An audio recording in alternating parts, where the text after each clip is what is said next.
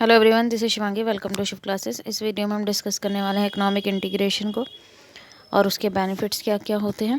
तो economic integration क्या है, जिसे हम हिंदी में आर्थिक एकीकरण कहते हैं।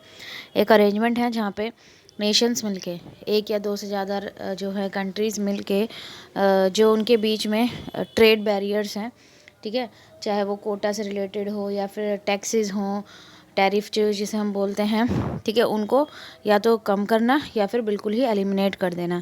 तो वो उनका एकीकरण हो रहा है, ठीक है। एक दूसरे से वो क्या कर सकते हैं, इजीली उनका जो व्यापार है वो क्या हो जाता है, इजी हो जाता है। वो अपने प्रोडक्ट एक्सपोर्ट इंपोर्ट इजीली कर पाते हैं। तो जो इकोनॉमिक इंटीग्रेशन है उसका एम क्या है, रिड्यूस करना कॉस्ट दोनों के लिए, कंज्यूमर और प्रोड्यूसर के लिए, कि भाई टैरिफ कम हो जाएंगे तो जो प्रोडक्ट के जो प्राइस होंगे वो ऑटोमेटिकली कम हो जाएंगे। तो कंज्यूमर पे भी ज़्यादा भार नहीं पड़ेगा और प्रोड्यूसर पे भी ज़्यादा भार नहीं पड़ेगा। क्लियर हुआ। तो इकोनॉमिक इंटीग्रेशन के बेनिफिट्स क्या क्या हैं हमारे। पहला है इकोनॉमिक्स ऑफ स्केल। तो जो इंडिविजुअल कंट्रीज़ हैं, ठीक है, जिनकी छोटी इंटरनल मार्केट है, तो उनकी लिमिटेड जो कैपेसिटी है सप्लाई की वो एक्सपैंड हो जाती है, क्योंकि दूसरे देशों के साथ कनेक्शन हो जाता है विदाउट एनी ट्रेड बैरियर। और इकोनॉमिक जो इंटीग्रेशन है वो प्रोवाइड करता है unrestricted access of the product, ठीक है, कोई भी रिस्ट्रिक्शन नहीं है कि भाई जो भी आपके मेंबर कंट्री जिनके साथ भी आपका इकोनॉमिक इंटीग्रेशन हुआ जिस कंट्री का, तो उसके साथ आप इजी जो है प्रोडक्ट का क्या कर सकते हो, आप अपना व्यापार कर सकते हो। तो ये क्या, इससे क्या होता है कि जो प्रोडक्शन है वो एक्सपेंड होता है और जो इकोनॉमिक ऑफ स्केल है वो फुली एक्सप्लॉयट होता है।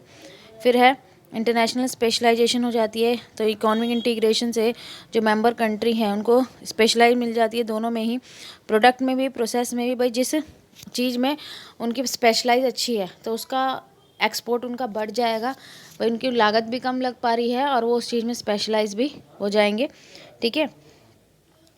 Qualitative improvement in output, quality में इम्प्रूवमेंट आती है आउटपुट की, कि इकोनॉमिक कोऑपरेशन से जो मेंबर कंट्री है वो लीड करती हैं, टेक्नोलॉजी चेंजेस आते हैं, लार्जर चेंजेस आते हैं, ठीक है, कैपिटल मूवमेंट इजी हो जाता है मेंबर कंट्री जो हैं। तो इससे क्या होता है, भाई हम एक दूसरे से कनेक्ट हो रहे हैं तो टेक्नोलॉजी इम्प्रूवमेंट आएगी, तो जो हमारा प्रोडक्ट होगा उसकी क्वालिटी में इम्प्रूवमेंट आएगी। एम्प्लॉयमेंट का एक्सपेंशन होता है, लोगों को रोज़गार ज़्यादा से ज़्यादा मिलता है, प्रोडक्शन बढ़ रहा है, ठीक है, डिमांड बढ़ रही है, प्रोडक्शन बढ़ रहा है, तो एम्प्लॉयमेंट लोगों को मिलेगी और एक कंट्री से दूसरी कंट्री में भी जो लेबर है वो जा सकता है।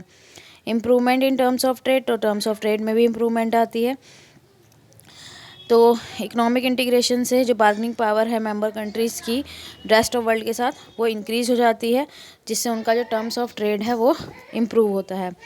फिर है इंक्रीज़ इन इकोनॉमिक एफिशिएंसी। तो जो उनकी आर्थिक क्षमता है, एफिशिएंसी है, वो उसमें इंक्रीज़ होता है, ठीक है, कंपटीशन हमारा बढ़ता है तो हम और एफिशिएंट होते हैं कि भाई हम और अच्छे से अच्छा प्रोडक्ट बनाएं, ठीक है। फिर है हमारा last improvement in living standard.